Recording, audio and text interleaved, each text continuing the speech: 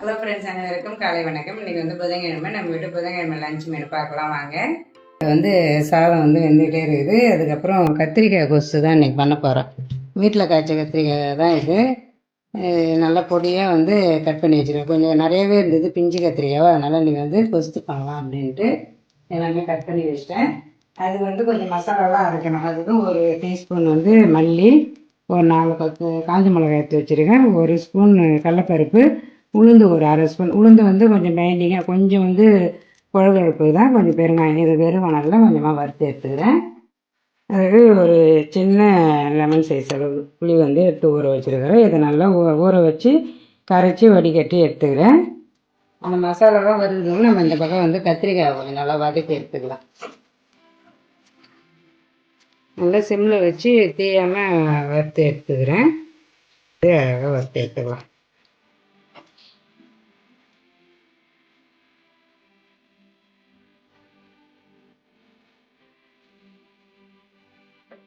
இப்போ அதில் வதக்கிறதுக்கு சின்ன வெங்காயம் வந்து இது கொஞ்சம் பாதிக்கு சாப் பண்ணி வச்சுருக்கேன். கொஞ்சம் சின்ன சின்னதாக இருந்தது வந்து அப்படியே வச்சிட்டேன். அது கொஞ்சம் வதங்கிச்சு, அதிலே வதங்கிடுதுன்னா நம்ம சாப்பிட்ட கூட கொஞ்சம் அங்கங்கே அந்த வெங்காயம் வந்து நம்ம வாயில் நல்லா வெந்து கிடைக்கும். அது ஒரு டேஸ்ட்டாக இருக்கும். அது சின்ன பூண்டு பல் ஒரு 10 பூண்டு பல் எடுத்துருக்கேன். தக்காளி மீடியம் சைஸ் தக்காளி ஒரு 2 எடுத்துருக்கிறேன். பாத்திரம் நல்லா காஞ்சதும் எண்ணெய் ஊற்றிக்கிறேன். நல்லெண்ணெய் தான், நல்லெண்ணெய் ஊற்றி செய்யலாம். நல்லா வாசனையாக டேஸ்ட்டு நல்லாயிருக்கும். நான் வந்து இன்றைக்கி ரீஃபைண்ட் ஆயில் தான் போட்டு செய்கிறேன்.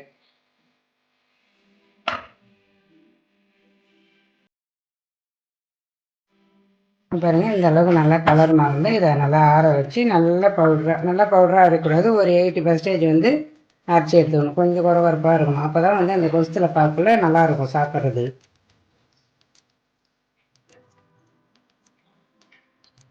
இது என்ன நல்லா காஞ்சதுன்னா கடுகு ஒரு ஸ்பூன் அளவு கடுகு சேர்த்துக்கிறேன். கொஞ்சமாக ஒரு 1/4 ஸ்பூன் வந்து ஒரு ஃப்ளேவருக்கு தான் அது. கடுகு ஜீரகம் நல்லா பொரிஞ்சதும் வெங்காயம் போட்டுக்கலாம்.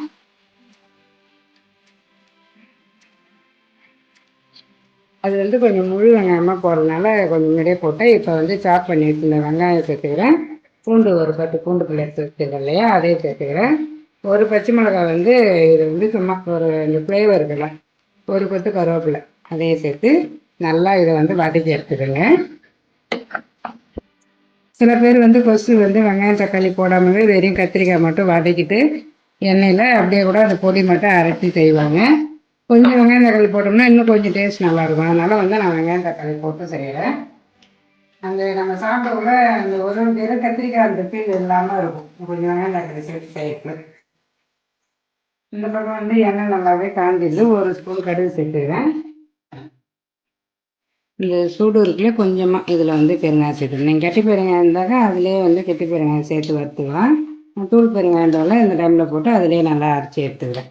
நல்லா கடுகு பொரிஞ்சதும் நல்லா சேர்த்துக்கலாம். வெங்காயம் நல்லா இந்த அளவுக்கு கலர் மாறி எடுத்து பாருங்க. இந்த அளவு கலர் மாறினா கட் பண்ண தக்காளி சேர்த்துக்கிறேன். கத்திரிக்காய் வந்து ஒரு 400 கிராம் அளவு வரும். அந்த அளவுக்கு எடுத்து இருக்கேன்.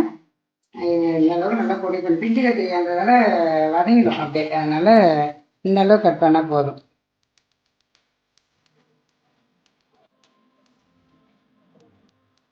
என்ன மேடம் என்ன சமையல்? இன்னைக்கு சமையல் வந்து பசங்க தேங்காய் சாதம் கேட்டுக்கிறாங்க. கத்திரிக்காய் இருந்தது நிறையா, அம்மா கொடுத்தாந்துட்டாங்க. அதனால் கத்திரிக்காய் கொஸ்து பண்ணுறேன். இன்னைக்கு பண்ணி வச்சோம்னா ஒரு நாள் 2 நாள் எத்தனை நாள் வருது யூஸ் பண்ணிக்கலாம். பொங்கலுக்கும் நல்லாயிருக்கும், இட்லி தோசை எல்லாத்தையுமே சாதத்தை கூட சாப்பிட்லாம். இதில் வெங்காயம் தக்காளி போட்டு நல்லாவே வதங்கிடுது. கொசுக்கு கத்திரிக்காய் சேர்த்துக்கிறேன்.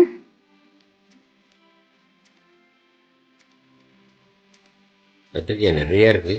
ஆமாம், அதனால தான் வந்து ஏன்னா குழம்புல போட்டாலும் பசங்க கத்திரிக்காய் மட்டும் சாப்பிட மாட்டாங்க. பொரியல் பண்ணால் சாப்பிடுவாங்க. அந்த தோல் இல்லாமல் அந்த உள்ளே இருக்கிற சதையை மட்டும் எடுத்து பொரியலில் சாப்பிடுவாங்க.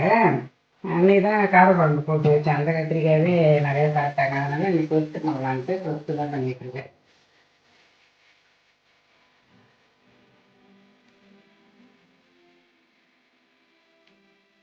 நம்ம இந்த சண்டேவும் சிம்பிளாக தானே மீன் மட்டும் வாங்கிட்டு வந்து செஞ்சுட்டோம். பசங்க ரொம்ப நாள் இறா கேட்டுனே இருந்தாங்க. நேற்று இறா வந்தது, தெருவிலே வாங்கினேன். நேராக தொட்டி வைக்கலான்ட்டு இந்த பக்கம் வந்து வெங்காயம் வதக்கிக்கிறேன். இது வந்து இறா தொக்குக்கு வெங்காயம் நல்லாவே வதங்கிட்டு கட் பண்ணி தக்காளி சேர்த்துக்கிறேன்.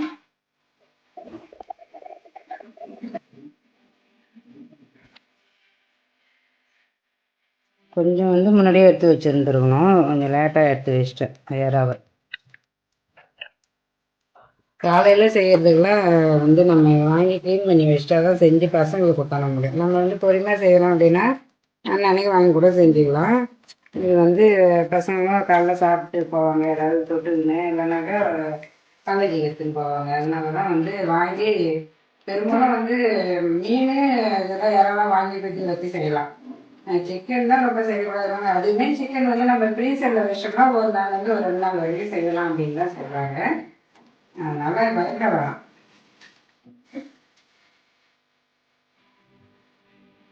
தொக்குக்கு நல்லாவே வதங்கிட்டு இப்போ வந்து மிளகாத்தூள் சேர்த்துக்கிறேன். ஒரு 2 ஸ்பூன் சேர்த்துக்கிறேன். மிளகாத்தூள் சேர்த்து நல்லாவே ஒரு 2 நிமிஷம் வதக்கி விட்டுட்டு தண்ணி தேவையான அளவு தண்ணி சேர்த்துக்கிறேன். ஏன்னா முழுகிற அளவு சேர்த்தா போதும். ஏன்னா நம்ம வந்து கொஞ்சம் கட்டியாக தான் வைக்க போகிறோம். அதனால் இந்த அளவு தண்ணி சேர்த்தா போதும். இதுக்கு தேவையான அளவு உப்பு சேர்த்துக்கிறேன். வந்து இந்த அளவுக்கு நல்லாவே வதங்கிட்டு பாருங்க. எண்ணெயிலே நல்லா வதங்கணும். நல்லா வதங்கினதுக்கப்புறம் மஞ்சள் ஒரு ஸ்பூன் சேர்த்துக்கிறேன். எருமிளகாத்தூள் கொஞ்சமாக ஒரு 1/2 ஸ்பூன் அளவு சேர்த்துக்கிறேன். ஏன்னா நம்ம குழம்பு தூள் போட்டோம்னா அது குழம்பு மாதிரி ஆகிடும். இந்த இதுனா காரத்துக்கு நம்ம காஞ்சி மிளகா போட்டு தான் மசாலாவில் அரைக்கிறோம். இருந்தாலும் கொஞ்சமாக வந்து இந்த கத்திரிக்காயில் நம்ம வெறுமிளகாத்தூள் சேர்த்தோம்னா அது ஒரு டேஸ்ட் நல்லாயிருக்கும். இப்போ வந்து மிளகாத்தூளும் போட்டு நல்லா வதங்கிது. இப்போ கரைச்சி வடிகட்டி வச்சுருந்த புளி சேர்த்துக்கிறேன். இதுக்கு தேவையான அளவு உப்பு. தண்ணி வந்து ரொம்ப தண்ணி சேர்த்துறாதீங்க. கொஞ்சம் வந்து அந்த கத்திரிக்காய் மேலே கொஞ்சம் இருக்கிற மாதிரி தண்ணி சேர்த்துக்கோங்க. ஏன்னா எண்ணெயிலேயே நல்லா வந்து வெந்துடும் கத்திரிக்காய். புளி ஊற்றிட்டு அதுக்கப்புறம் வந்து கொஞ்சம் இந்த அளவுக்கு தண்ணி சேர்த்துக்கோங்க. அது அந்த கத்திரிக்காய் வந்து முழுகிற அளவுக்கு ஊற்றினா போதும். இறா தொக்கு வந்து நல்லாவே ரெடி ஆகிடுது. இது கருவேப்பிலை சேர்த்துக்கிறேன். கொஞ்சமாக வந்து கொத்தமல்லி இலையை சேர்த்து மூடி போட்டு மூடி விட்டுடலாம். கத்திரிக்காய் கொசுமே நல்லாவே ரெடி ஆகிடுச்சு. இங்கே பாருங்கள், இந்த அளவுக்கு பாதி குழஞ்சதும் குழையாதமாக தான் இருக்கணும். அப்போ தான் வந்து ஊற்றி சாப்பிட்றதுக்கு நம்மளுக்கு நல்லாயிருக்கும். இப்போ நம்ம வறுத்து அரைச்சக்கூடிய இங்கே பாருங்கள், ரொம்ப நைஸாகவும் இல்லை, அதே சமயம் குறகுறப்பாகவும் இல்லை, இந்த அளவுக்கு இருக்கணும். ஒரு 80% வாங்கல, அந்த அளவுக்கு இருந்தால் போதும். இப்போ அதை சேர்த்துக்கலாம். இப்போ இது ஒரு 2 நிமிஷம் அப்படியே இந்த பொடி போட்டு 2 நிமிஷம் மூடி போட்டுட்டு சிம்லேயே இருக்கட்டும். அதுக்கப்புறம் ஸ்டவ் ஆஃப் பண்ணிக்கலாம். இந்த கொஸ்து இதுதான் சூப்பராக அந்த கொஸ்து வேலை முடிஞ்சுது. அதுக்கப்புறம் பசங்க இது தேங்காய் சாதம் கேட்டிருந்தாங்க. எண்ணெய் ஊற்றி நல்லா காஞ்சதும் கடுகு ஒரு ஸ்பூன் சேர்த்துருக்கேன். அதுக்கப்புறம் ஒரு காஞ்ச மிளகாய் கட் பண்ணி வச்சுருந்தேன். ஒரு ஸ்பூன் கடலப்பருப்பு. நீங்கள் முந்திரி பருப்பு கூட இதில் சேர்த்து செய்யலாம். எங்கள் பசங்க வந்து முந்திரி பருப்பு சக்கரை பொங்கலில் மட்டும்தான் சாப்பிடுவாங்க. வேறு நம்ம வெண் பொங்கல் இதெல்லாம் வந்து அவ்வளோ விரும்பி சாப்பிட மாட்டாங்க. அதனால் வந்து நான் கடலைப்பருப்பு மட்டும் தான் சேர்த்துக்கிறேன். ஒரு பசு கருவேப்பிலை சேர்த்துக்கிறேன். தேங்காய் துருவல் ஒரு கப் அளவுக்கு இருக்கும்.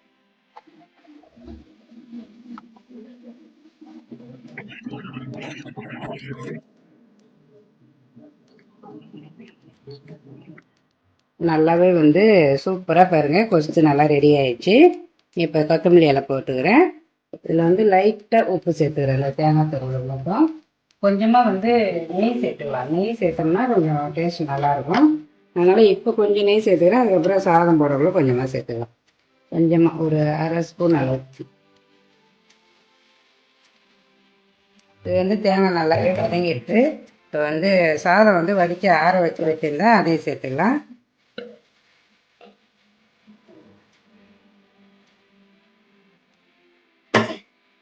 சாதத்துக்கு தேவையான உப்பு போட்டுட்டு இப்போ வந்து அப்பளம் வறுத்து வச்சுருந்தேன், அதையும் நல்லா பொடி பண்ணி போட்டுக்கிறேன்.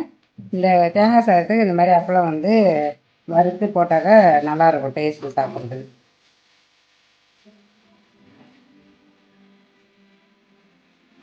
இப்போவே வந்து நம்ம வீட்டு லஞ்ச் மணி எல்லாமே ரெடி ஆயிடுச்சு. பசங்க விரும்பி கேட்ட மாதிரி அவங்கள வந்து அப்பளம் போட்டு நல்லா சூப்பராக ஒரு தேங்காய் சாதம். அதுக்கு சைடிஷ் வந்து எறா தொக்கு. அதுக்கப்புறம் கத்திரிக்காய் கோஸ்து நல்லா சூப்பராக வந்து சிதம்பரம் கத்திரிக்காய் கோஸ்து இட்லிக்கு தொட்டுக்கிறது. இட்லியுமே ஊற்றி எடுத்து வச்சிட்டேன்.